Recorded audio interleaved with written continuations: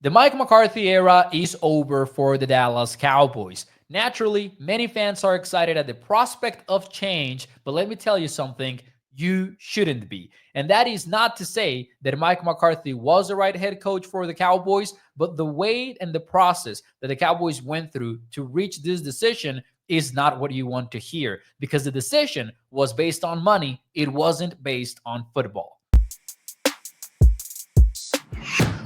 What is up, everyone? It's Mauricio Rodriguez here at A to Z Sports Dallas, presented to you by Texas Card House. On Monday, we got huge news this morning. Mike McCarthy is out as the Cowboys head coach, and according to Tom Pelissero, the main reason why is that the sides, Jerry Jones and Mike McCarthy, could not agree to contract length. Now, we're going to put on the Sherlock Holmes cap and the pipe we're going to use too as well, because we're going to get to the bottom of this. Because when you hear that McCarthy and the Cowboys did not agree to a new deal because of contract length, that implies several things. The biggest one is that the Cowboys wanted Mike McCarthy back. That's because you don't get to discuss contract length unless you're already in an understanding that you want him back in the first place. Now, you might ask, why is contract length such a big issue? Can you just not fire the coach like many other teams do around the NFL?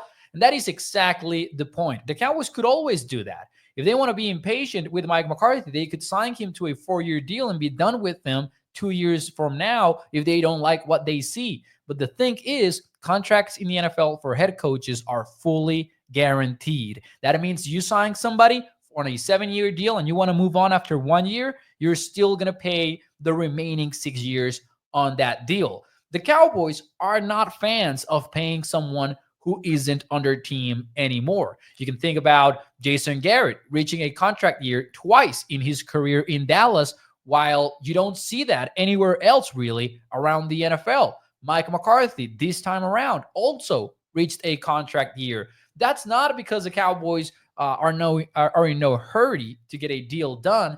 That's because they don't want to spend money on someone who isn't working for them. So if we're being totally honest with ourselves, this is more or less how things played out. The Cowboys decided, football-wise, that they were okay with Mike McCarthy back. But when they started talking to McCarthy, they realized that McCarthy was not going to accept a lowball offer, maybe not in terms of the money, but in terms of the contract length. Because if we're being real about how successful projects and teams are built around the league, they're not built on 2-year deals for their coaches, because that affects what you do in free agency. That affects the staff that you built around you, because other opportunities are safer than the one you can offer with a head coach on a 2-year deal. But for the Cowboys, saving that a coin is more important than what's best for football. This is what not bringing back Mike McCarthy is telling you under the circumstances. And you can tell that is what happened just based on the reporting around the league. Think about it. On Friday, Tom Pelissero comes out and he reports that, hey, the Cowboys and Mike McCarthy are going to be negotiating on Friday. That is expected to happen. And then by Monday, after likely a weekend of discussion, Adam Schefter comes out and says, hey, they didn't negotiate at all. Chances are they did negotiate, as Tom Pelissero is reporting, because he is providing you with details, while Schefter is saying they didn't negotiate at all. That seems to me like that's the story the Cowboys want you to believe.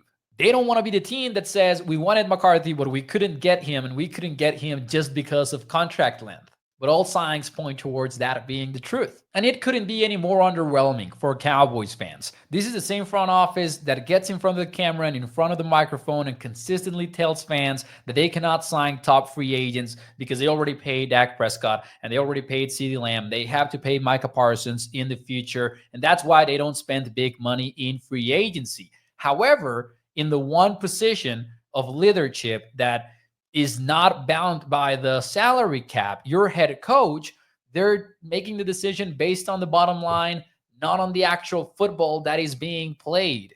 And the worst part of it all is that now they need to search for a new head coach but they cannot interview Aaron Glenn, Ben Johnson, and other candidates that are still in the playoffs because they missed their opportunity to do so before the bye week of the number 1 seeds. But that's the way things go in Dallas, and now the Cowboys move on to searching for a new head coach. And I'm linking in the description an article with 5 coaches that they might realistically target, 5 coaches that fans want, and 2 more coaches that check both boxes.